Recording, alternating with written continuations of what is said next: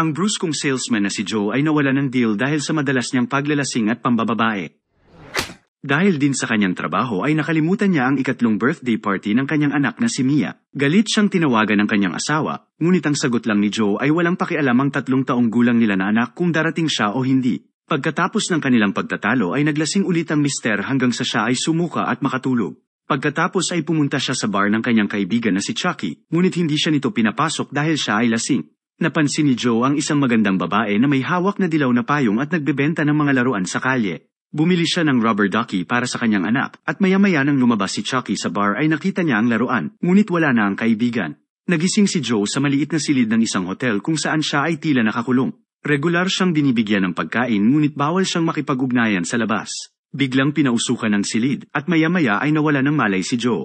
May mga taong pumasok at inilagay ang fingerprint at DNA ng mister sa iba't ibang bagay. Kalaunan ay nalaman ni Joe sa news na ang kanyang asawa ay pinagsamantalahan at binugbog hanggang sa siya ay mamatay. Ang mga fingerprint na nakuha kay Joe ay itinanim ng salarin sa crime scene, dahilan para siya ang gawing suspect sa pagkamatay ng asawa. Naghihinagpis si Joe ngunit wala siyang magawa, hanggang sa nagsimula na siyang mag-hallucinate at tila ay malapit na siyang mabaliw. Naging kaibigan niya ang isang daga na siyang tanging nakasama niya sa loob ng mahabang panahon. Isang araw ay nawala ang daga at mga sanggol nito, at nang maglaon ay nalaman ni Joe na niluto pala sila para ipakain sa kanya. Umabot na ang mister sa sukdulan at sinubukan niyang wakasan ang kanyang buhay ngunit siya ay nabigo. Isang lalaki na nagngangalang Cheney ang nakasubaybay kay Joe sa pamamagitan ng mga kamera. Pagkalipas ng 5 taon, napanood ni Joe ang isang palabas kung saan itinampok ang pagpatay sa kanyang asawa. Nalaman niya na ang kanyang anak na babae ay inampon ng mga mabubuting magulang. Umiiyak si Joe habang pinapanood ang bata na tumutugtog ng cello. Nagsimula siyang magsulat ng liham para sa anak at nangako siyang magbabago para maging isang mabuting tao. Sinimulan niyang mag-ehersisyo at tumigil na siya sa pag-inom ng alak. Inukit niya sa kanyang kamay ang bawat taon na siya ay nakakulong at nagsimula na rin siyang gumawa ng paraan para makatakas. Gumawa rin si Joe ng listahan ng mga tao na posibleng may galit at nag-frame up sa kanya. Pagkalipas ng 20 taon ay nagpasya na si Joe na isagawa ang kanyang pagtakas. Nang papaalis na siya, ay nakita ng mister sa TV ang anak niyang si Mia na ngayon ay isa ng sikat na cello player. Sagot ng anak sa interview ay galit siya sa kanyang ama dahil sa ginawa nito sa kanyang ina. Hindi na nakatakas si Joe sa kwarto dahil pinausukan na naman siya. Nang maglaon ay nagising si Joe sa loob ng luggage sa isang di malaman na lugar at natuwa siyang makita ang mga liham na ginawa niya para sa kanyang anak. Sa loob ng kanyang jacket ay may nakita siyang pera at cellphone na may wallpaper ng kanyang anak at isang countdown timer. Nakita niya ang babae na may dilaw na payong at nang habulin niya ito ay sinuntok siya ng isang football player sa pag-aakalang hinaharas niya ang babae. Binugbog niya ang football player at mga kasamahan nito at pagkatapos ay nagpatuloy siya sa paghabol sa babae. Sa wakas ay natagpuan niyang muli ang dilaw na payong, ngunit hawak pala ito ng isang palaboy. Pinipilit niya itong sabihin kung nasaan ang babae ngunit pinigilan siya ni Marie, ang nurse na nag-aalaga sa mga taong homeless.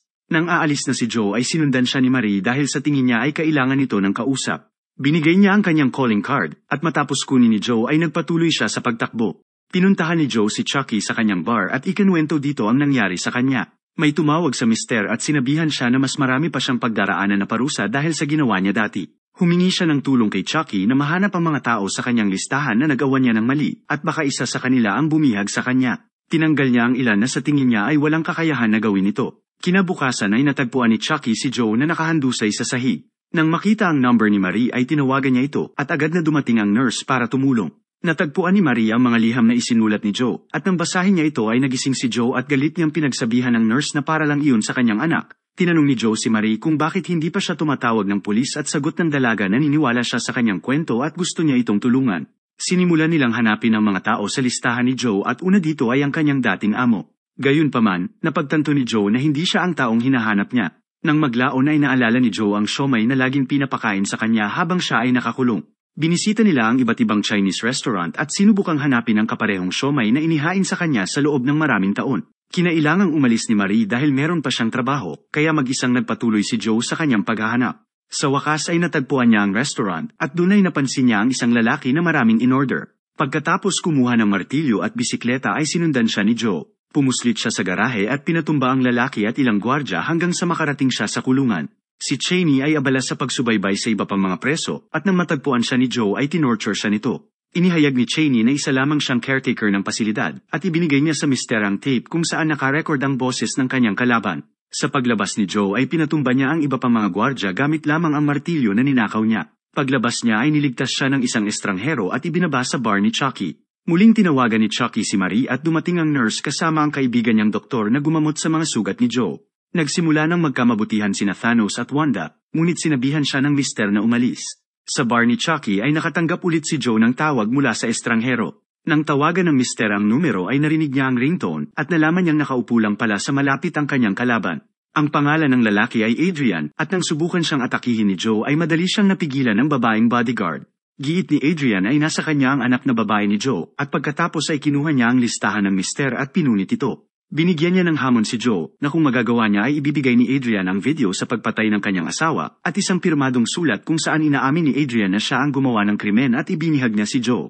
Dagdag niya ay bibigyan din niya ang mister ng 20 milyong dolyar na halaga ng diamante at tatapusin ni Adrian ang kanyang sariling buhay sa harap ni Joe kung makukumpleto nito ang hamon.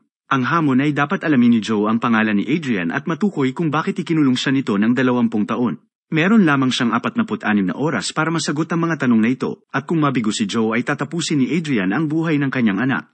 Nagbabala rin siya na kung magsusumbong ang mister sa pulis ay mas masahol ang kahihinatnan ng anak nito. Ipinakita ni Adrian ang isang live na video ni Marie habang tinutorture at tinanong niya si Joe kung tinatanggap ba niya ang hamon. Sumagot ang mister ng oo at matapos ibigay ni Adrian ang address kung nasaan si Marie ay agad na pumunta si Joe doon. Binugbog siya ni Cheney at mga tauhan nito at nang ito-torture na siya ay biglang tumawag si Adrian. Sinabihan sila na tumigil at matapos makatanggap ng bayad ay umalis din sila. Pagkatapos ay pinakalma ni Joe si Marie na lubhang na trauma. Gumamit si Marie ng app para matukoy ang ringtone na nasa cellphone ni Joe. Nalaman nila na ito ang anthem sa dating paaralan ng mister, at natagpuan nila ang isang article tungkol kay Edwina, na dating punong guro ng paaralan. Nagpasya sila na puntahan ito, at habang nasa biyahe ay ikinwento ni Joe na dati siyang lasinggero, samantalang si Marie naman ay umamin na dati siyang nalulong sa bawal na gamot. Pagdating sa bahay ni Edwina ay in-interview ni Marie ang dating punong guro tungkol kay Joe, para madistract ito habang ang mister ay palihim na pumasok sa likod. Giit ni Marie ay inosente si Joe at na-frame up lamang siya ng isang tao mula sa parehong paaralan. Nakahanap si Joe ng yearbook at nang suriin ito ay nakita niya ang larawan ni Adrian. Binitbit niya ang libro sa paglabas habang si Marie ay patuloy na nakikipag-usap kay Edwina. Giit ng dating punong guro na ang paaralan ay itinayo ng kanyang ama, ngunit ibinenta ito ng Board of Directors sa isang hindi kilalang korporasyon. Mula noon ay nakalak na ang gate, na ibig sabihin ay nandoon pa rin ang lahat ng files at records ng paaralan. Pumunta ang dalawa sa paaralan ngunit ito ay nakalak at binabantayan ng gwardya, kaya nagpasya silang bumalik na lang sa gabi. Nanatili sila sa isang motel kung saan ginamot ni Marie ang mga sugat ni Joe. Nagsimulang mag-init ang kanilang mga katawan, hanggang sa inararo na ni Thanos ang mahiwagang kuweba ni Wanda. Subalit, lingid sa kanilang kaalaman ay pinapanood sila ni Adrian sa monitor. Samantala, hinanap ni Chucky si Adrian sa internet at sa wakas ay meron siyang naalala. Agad niyang tinawagan si Joe ngunit hindi ito sumagot, kaya nag-iwan na lang siya ng voicemail na hindi niya alam ay pinakikinggan pala ni Adrian. Giit niya na ang lahat ng ito ay tungkol sa pokpok, na tawag nila sa kapatid ni Adrian. Nagalit si Adrian sa tinawag ni Chucky sa kanyang kapatid kaya pumunta siya sa bar nito at pinatumba ang chocolatey body ni Joe. Nang gabing iyon, pumasok sina Joe at Marie sa paaralan at kinuha ang mga record ni Adrian. Nalaman nilang may kapatid siya na nagngangalang Amanda na nag-aral din sa parehong paaralan. Nang tingnan ni Joe ang kanyang larawan ay naalala niya na dati nilang binubuli ni Chucky si Amanda. Isang gabi, habang umiinom si Joe sa labas ng paaralan ay nakita niya si Amanda na nakapatong at binabayo ng isang mas matandang lalaki. Nakahanap sina Joe at Marie ng isang news article at nalaman nilang lumipat si Adrian at ang kanyang mayamang pamilya sa Luxembourg kung saan nangyari ang isang nakakagimbal na trahedya. Namatay ang buong pamilya maliban kay Adrian na lubhang nasugatan. Ang salarin ay ang sarili nilang ama at nang makita ang litrato ay napagtanto ni Joe na ang lalaking bumabayo kay Amanda ng gabing iyon ay ang mismong tatay ng dalaga. Nang pabalik na sila sa sasakyan ay nakita nila ang putol na dila ni Chucky. Sukdulan na ang galit ni Joe at gusto na niyang patumbahin si Adrian, ngunit pinigilan siya ni Marie. Hinalikan niya ang dalaga at patuloy na umalis. Nakatanggap si Joe ng video ni Mia na nakatali at lubhang binugbog. Pagdating ni Joe sa apartment ni Adrian ay nakipagbuno siya sa babaeng bodyguard nito. Matapos talunin ng bodyguard ay sinabihan ni Adrian si Joe na nasa malapit lang si Mia, ngunit makikita lamang niya ito kung meron na siyang sagot sa kanyang hamon. Tinanong muli ni Adrian kung sino siya at bakit niya ikinulong si Joe sa loob ng 20 taon. Sagot niya ay sinisisi siya ni Adrian sa trahedya na nangyari sa kanyang pamilya, sapagkat nang mahuli ni Joe ang immoral na ginagawa ng ama at kapatid ni Adrian, ay ipinagkalat niya ito sa kanilang paaralan. Dahil sa iskandalo ay napilitang lumipat ang pamilya sa Luxembourg kung saan tinapos ng kanilang ama ang buhay ng kanyang misis, anak, at kanyang sarili. Si Adrian lang ang tanging nakaligtas ngunit malubha siyang nasugatan. Ibinunyag niya na hindi lang si Amanda ang may immoral na relasyon sa kanilang ama, kundi pati siya rin. Dahil nasagot ni Joe ang hamon ay tinupad na ni Adrian ang kanyang pangako. Ibinigay niya kay Joe ang gantimpala at giit niya ay dadalhin niya ito sa kung saan nakakulong si Mia. Dinala muna ni Adrian ang mister sa isang TV studio, at nalaman ni Joe na ang palabas na ilang taon niyang pinapanood habang nakakulong ay gawa-gawa lang, at ang tanging nakakapanood lang nito ay siya. Maya-maya ay dinala siya ni Adrian kay Mia na tumutugtog ng cello. Gayunpaman, nalaman ni Joe na hindi pala siya ang totoo niyang anak, dahil isa lang siyang bayarang artista na kinuha ni Adrian mula pa noong bata pa ito. Galit na galit si Joe at pinilit niya si Adrian na dalhin siya sa kanyang tunay na anak. Giit ni Adrian ay hindi kailanman tinanong ni Joe kung bakit siya biglang pinalaya. Ipinakita sa kanya ni Adrian ang mga videos ng kanyang anak mula pagkabata hanggang paglaki. Ibinunyag niya na pinalitan niya ang pangalan at mga records ni Mia, at sinigurado niyang magiging adik ito at magkakaroon ng father complex. Nangilabot si Joe habang ipinapakita sa kanya ni Adrian ang mga larawan ni Marie at ang video kung paano sila nagkakilala hanggang sa sila ay nagsalpukan. Ang mga revelasyon na ito ay labis na sumira kay Joe hanggang sa siya ay humagulgol sa sahig. Tinawagan ni Adrian si Marie at nakiusap si Joe sa kanya na huwag nitong ipaalam kay Marie ang totoo. Giit ni Adrian na ang dahilan kung bakit niya pinalaya si Joe ay para maramdaman nito ang parehong sakit na naranasan niya. Ngayong nakumpleto na ang kanyang paghihiganti ay tinapos na ni Adrian ang kanyang sariling buhay. Kalaunan ay nagpadala si Joe ng ilang diamante kay Marie at isang liham na nagsabing siya ay nakagawa ng isang nakakapanghilakbot na bagay. Nakiusap si Joe na kalimutan na siya ng dalaga at sana ay makahanap ito ng taong magpapaligaya sa kanya. Pagkatapos ay pinuntahan ni Joe si Cheney para bigyan ito ng mga diamante at hilingin na ikulong siyang muli.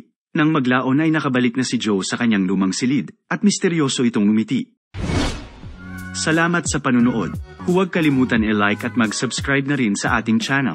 Para maging updated sa mga bagong recaps, hampasin mo lang ang notification bell.